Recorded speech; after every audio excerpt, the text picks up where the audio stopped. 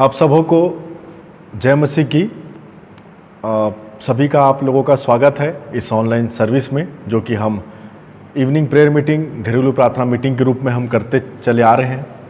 और पिछले संडे जो है हमने इस बात को सीखा था कि किस प्रकार से हम एक न्यू नॉर्मल में अपने आप को प्रवेश करें, अपने आप को ले कर के जाएँ। जिस प्रकार से वो नॉर्मल जो हम सोचते हैं वैसा नॉर्मल नहीं, परंतु जो प्रभु के नज़रों से इस दुनिया को देखने का नॉर्मल तरीका है, सामान्य तरीका है, उस तरीके से हम अपने आप को ढालें।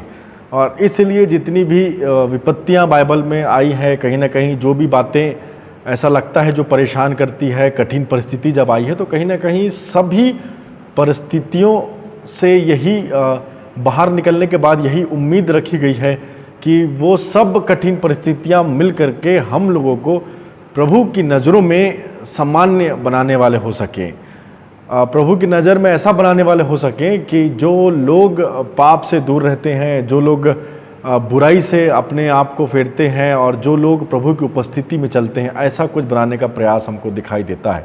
तो पिछली बार जब हमने सीखा था कि किस प्रकार से मिस्र से बाहर निकलने के बाद भी इज़राइली लोग जो हैं वो प्रभु पर जो है वो मूसा पर जो है कुड़कुड़ा रहे थे, और कहीं ना कहीं उनके जीवन से ऐसा दिखाई दे रहा था कि मिस्र से वो तो बाहर निकल गए थे, परंतु मिस्र उनके अंदर से बाहर नहीं निकल पा रहा था।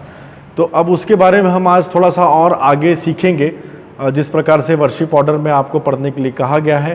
रोमियो अध्याय 12 पद 1 और 2, जिसको हमने कल जो है वो रेफरेंस के रूप में लिया था, रोमियो 12 1 और 2। तो इसी को आज हम सीखेंगे कि किस प्रकार से थोड़ा और आगे, क्योंकि कई बार जब हम बातों को कुछ चीज़ें इतनी ज़रूरी होती हैं हम लोगों के लिए कि उसको बार बार हमको मनन करना पड़ता है, बार बार उसको समझाने की ज़रूरत पड़ती है। तो एक बार फिर से मैं उसी बात को, जो न्यू नॉर्मल था हमारे लिए, संडे की जो शिक्षा थी, उसी बात को थोड़ा आगे बढ़ाते हुए मैं आज और कुछ आप लोगों से कुछ बातें शेयर करना चाहता हूँ।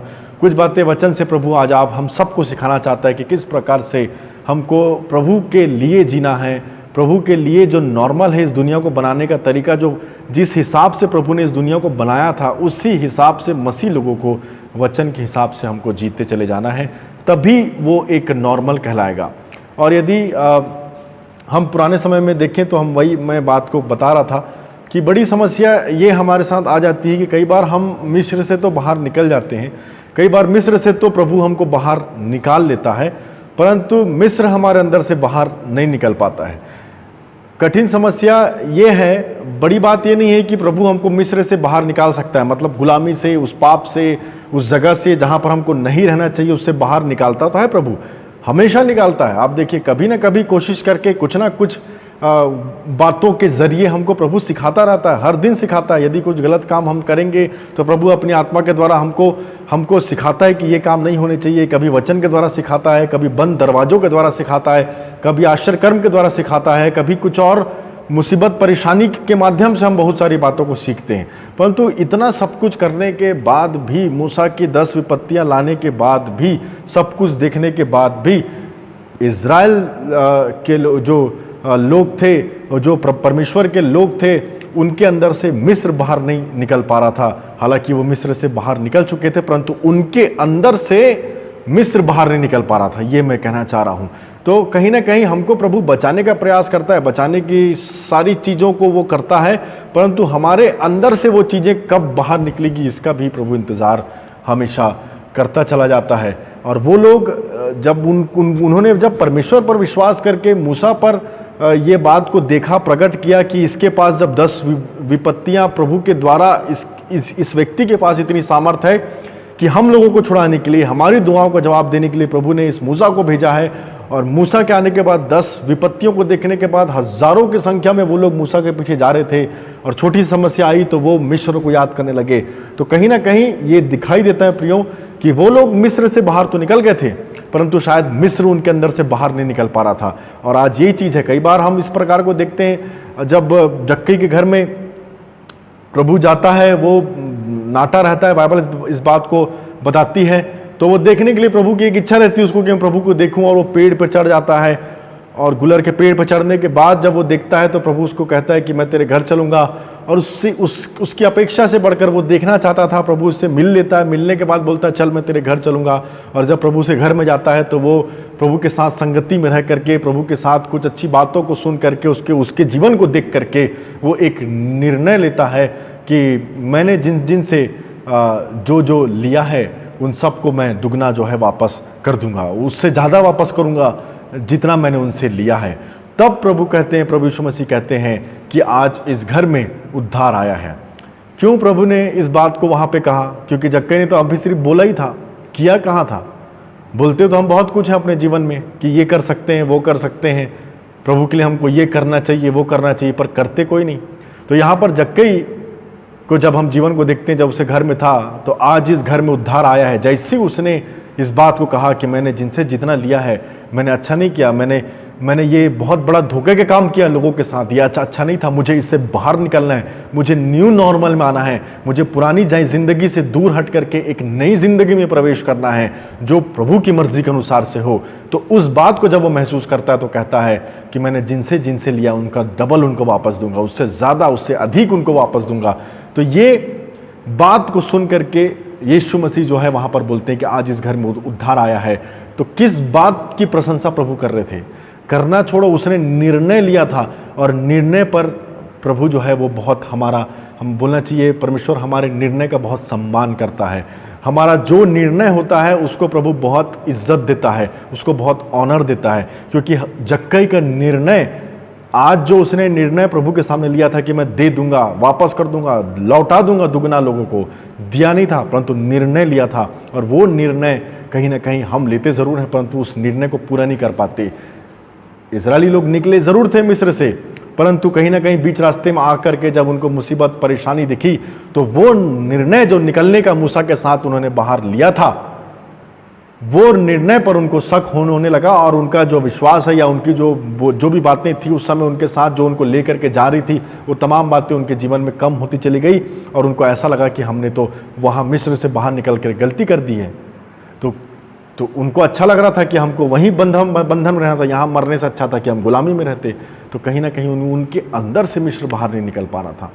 तो हमारे अंदर से भी प्रभु बहुत बार प्रयास करता है कि बहुत सारी चीज़ों को बाहर निकालें। आज भी जितनी स्थिति, हम कई बार क्या शिकायत करते थे, बहुत शिकायत थी हमको दुनिया से कि दुनिया में ये हो रहा है, दुनिया किस तरफ चली जा रही है, दुनिया में इतनी बुराइयां बढ़ते चली जा रही हैं। अब परिस्थिति ऐसी हो गई है कि हमको खुद सोचना है कि हम इस लॉकडाउन के चलते, इतने दिन हो गए, 3 महीने से अधिक दिन हो गया, हम क्या निर्णय लिए हैं अपने लिए कि हम न्यू नॉर्मल में क्या जाएंगे। न्यू नॉर्मल से ज़्यादा अधिक है, न्यू नॉर्मल में प्रवेश करने से ज़्यादा ज़रूरी ये है कि आप अपने भीतरी मन में ये बात ठान लें कि हमको इस प्रकार से प्रभु के लिए जीना है। हमने इस बात को भी सीखा था जब हमारा पैशन वीक चल रहा था, तो हमने इस बात को बड़ी गंभीरता से सीखा था कि वो प्रभु यीशु मसीह इसलिए मरे ताकि जो जीवित हैं वो उसके लिए जिए, ताकि जो जीवित हैं वो अपने लिए नहीं परंतु उसके लिए जिए जो उनके लिए मरा। इस प्रकार से बाइबल में लिखा हुआ है। तो हमारे लिए कौन मरा है?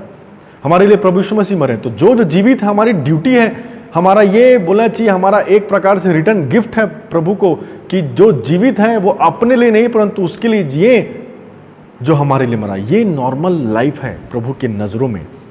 और जितने लोग नॉर्मल नहीं हैं दुनिया में, वो सब कहीं ना कहीं पाप के द्वारा मरे हुए हैं, और मरे हुए की स्थिति को प्रभु नहीं जानता। वो लिखा है कि एक बार एक व्यक्ति आता है कि मेरे पिता को गाड़ के आने दे तब मैं तेरे पीछे हो लूँगा। तो प्रभु यीशु मसीह कहते हैं कि मुर्दों को अपने मुर्दे गाड़ने दे। तो यहाँ पर एक आश्चर्यचकित बात है, जो मरने वाला था, जिसकी बात वो लड़का कर रहा था कि मेरे बाप को दफना के आने दे, तो वो तो मरा हुआ व्यक्ति, उसको वो मरेगा, जब मरता तब वो मरता ही मरता। तो मुर्दा तो था ही, परंतु क्या लिखा है, मुर्दों को अपने मुर्दे गाड़ने दे। तो जो मर चुका है उसको तो प्रभु मुर्दा बोल ही रहा है, परंतु जो ले करके जा रहे हैं, जो कांधा में है, जो उसके जनाजा में है, जो उनके साथ उस समय कंडोलेंस में, उनको बोलता है कि मुर्दों को अपने मुर्दे गाड़ने दे। तो प्रभु जीवितों को भी वहां पर मुर्दा बोलता है। तो क्यों?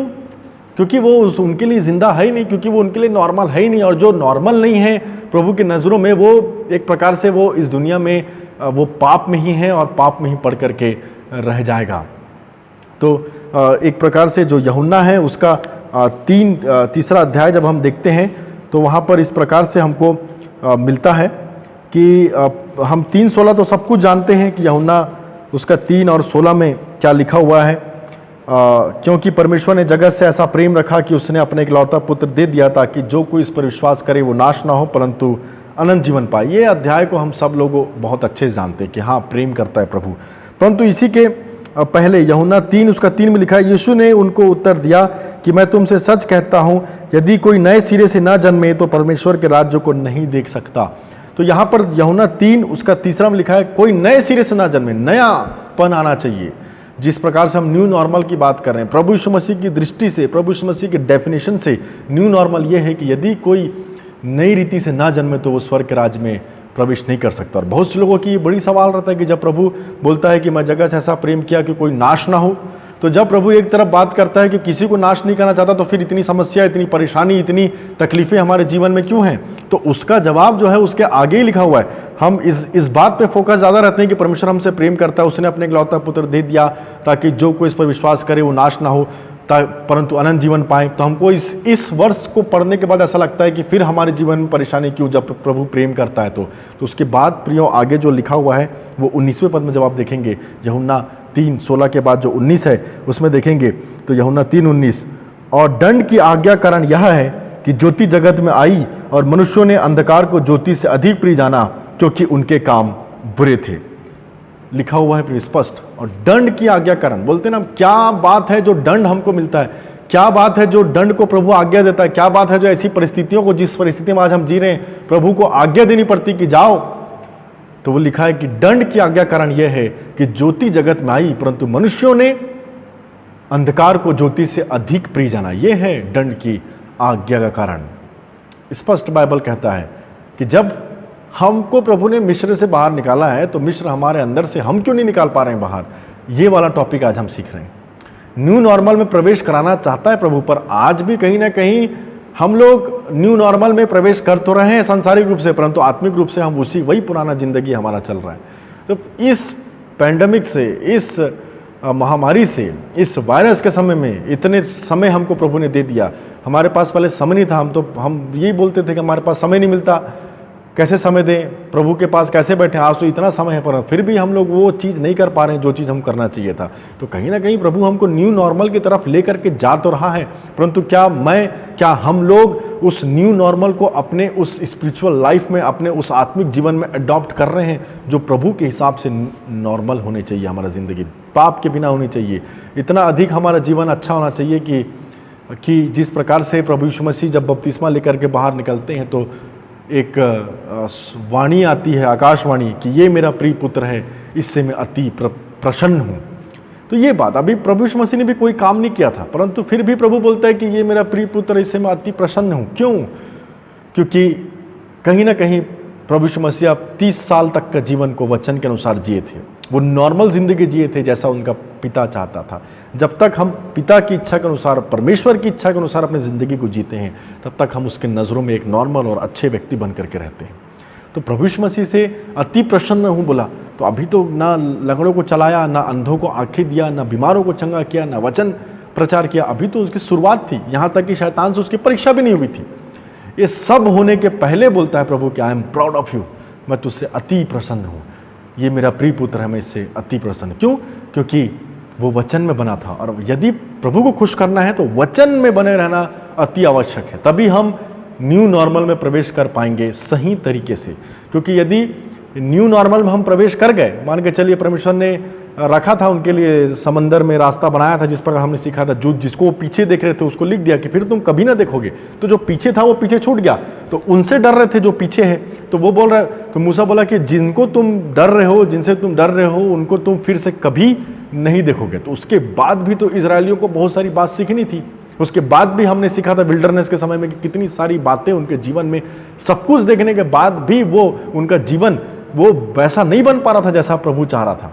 तो न्यू नॉर्मल में प्रवेश करना है प्रियो, परंतु इसके साथ साथ हमको ये ध्यान रखना है कि न्यू नॉर्मल में प्रवेश किस प्रकार से करना है। मिस्र से बाहर निकलना ज़रूरी नहीं है, बजाय ज़्यादा ज़रूरी ये है कि मिस्र आपके अंदर से बाहर निकले। तो ये प्रभु चाहता है। पाप से छुटकारा दिलाना प्रभु के लिए आसान है, परंतु वो पाप का स्वभाव हमारे अंदर से निकालना, ये हमारा और पवित्र आत्मा जो हमको सहायक दिया गया, हम दोनों मिल करके उसको बाहर निकाल सकते हैं। ये बाइबल हमको सिखाती है।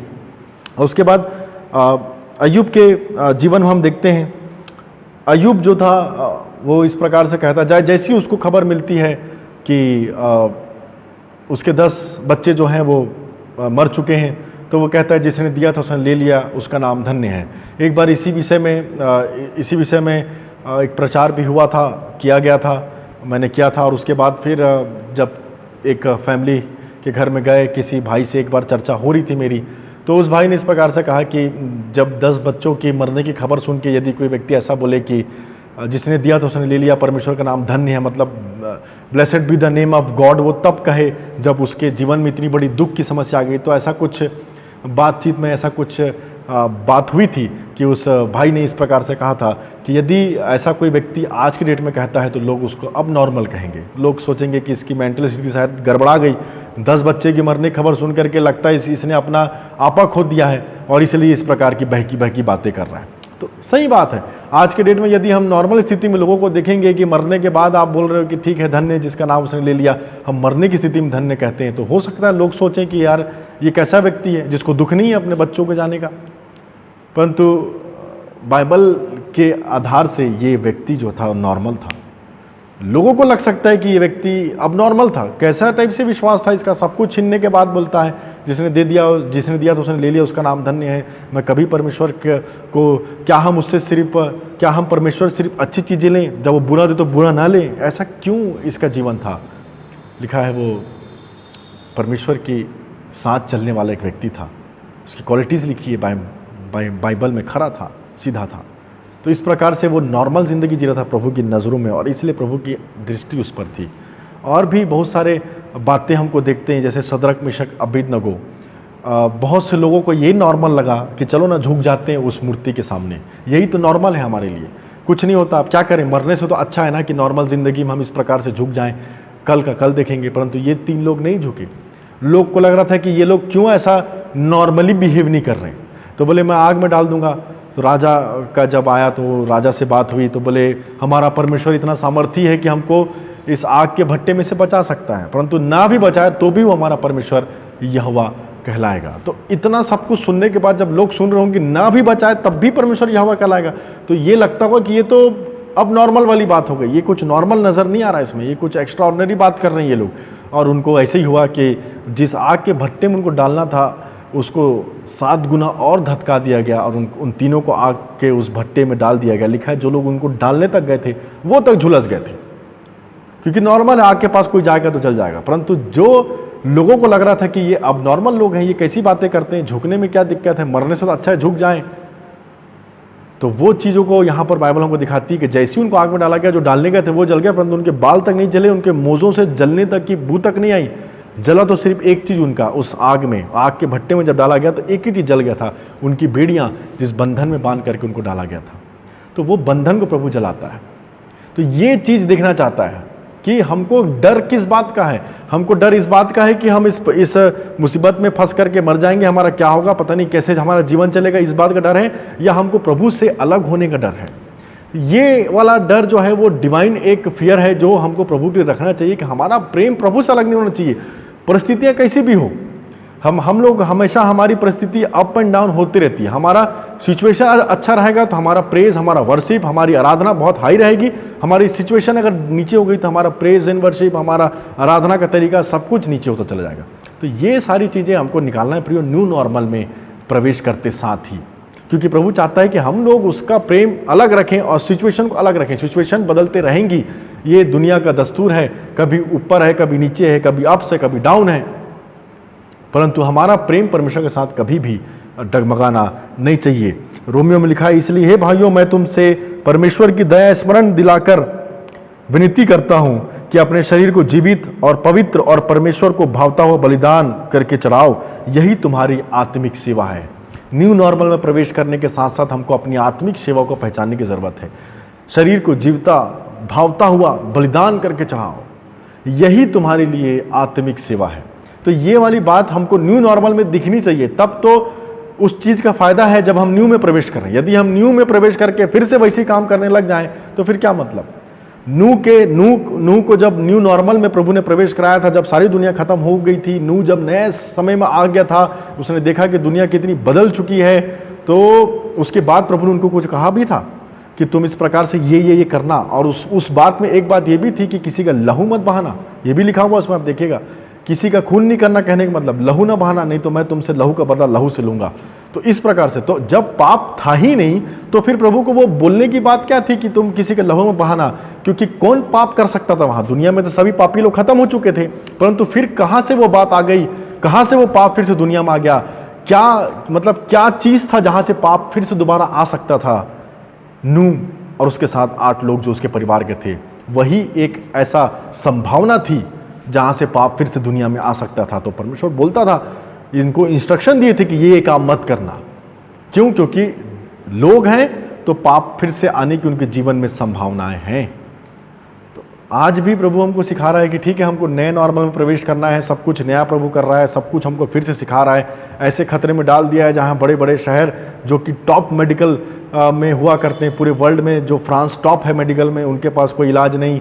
सेकंड इटली है टॉप में मेडिकल साइंस में, पर उनके पास कोई वैक्सीन नहीं। तो इतने बड़े बड़े मेडिकल फील्ड के लोग जो हैं वो, उनके पास कोई इलाज नहीं इसका। तो क्या दिखाना चाह रहा परमेश्वर कि मेरी बात को समझो, मैं न्यू नॉर्मल में लेकर के जा रहा हूँ। और हम जो इंडिया में हो तो टॉप 100 में भी नहीं है मेडिकल साइंस में। तो हम लोगों को तो अपने परमेश्वर पर इतना भरोसा होना चाहिए कि कुछ भी हो जाए हम परमेश्वर के साथ चलेंगे, और इस न्यू नॉर्मल के साथ साथ हम अपने अंदर के भी उस पुराने मनुष्य को ख़त्म करके, उस पुरानी बातों को ख़त्म करके जो हम पहले क्या करते थे, क्या अच्छा था उस समय में। आप बताइए, सारी जगह तो न्यूज़पेपर आप उठा के आज से 3 महीना पहले के न्यूज़पेपर देखिए, क्या अच्छा था दुनिया में, सब कुछ तो बुरा ही बुरा था। अब ये उम्मीद की जा सकती है कि इतने बड़े हादसे के बाद, इतने बड़े इस बीमारी से गुजरने के बाद, इतने बड़े इस वायरस से होकर गुजरने के बाद, कुछ तो हम सोचें कि किस प्रकार से हमको अपना जीवन जीना है, किस प्रकार से हमको प्रभु के लिए जीना है। ये वाला थॉट हमारे अंदर आना चाहिए। दूसरी वचन लिखा है 12 का दूसरा में, और इस संसार के सदृश ना बनो, लिखा हुआ स्पष्ट, इस संसार में जो कुछ भी होता है उसके सदृश ना बनो, परंतु तुम्हारे बुद्धि के नए हो जाने से तुम्हारा चाल चलन भी बदलता जाए, जिससे तुम परमेश्वर की भली और भावती और सिद्ध इच्छा अनुभव से मालूम करते रहो। तुम्हारे बुद्धि के नए हो जाने से तुम्हारा चाल चलन भी नया हो जाए। सब कुछ प्रभु नया करना चाहता है, सब कुछ प्रभु नया करना चाहता है। तो इस प्रकार से हमने इस बात को देखा कि किस प्रकार से हमको न्यू नॉर्मल में प्रवेश करने के साथ साथ प्रभु ये चाहता है कि हम सचमुच में नए बने, अपने अंदर के स्वभाव को नया करें, ताकि जब हम ऐसे परिस्थिति से बाहर, प्रभु निकालेगा ज़रूर, क्यों नहीं निकालेगा। बड़ी बड़ी समस्या को प्रभु ने हल कर दिया, बड़े बड़े चीज़ों को निकाल दिया। तो ये वायरस को दूर करने में कोई बड़ी बात नहीं है प्रभु के लिए, परंतु बड़ी बात यह है कि क्या हम इससे कुछ सीख पा रहे हैं। हमारा ध्यान इस बातों में ना रहे कि ये क्यों आया, किस लिए आया, किसकी गलती थी, कौन क्या कर दिया, ये सब बातों में हमारा मन ज़्यादा लगा रहता है।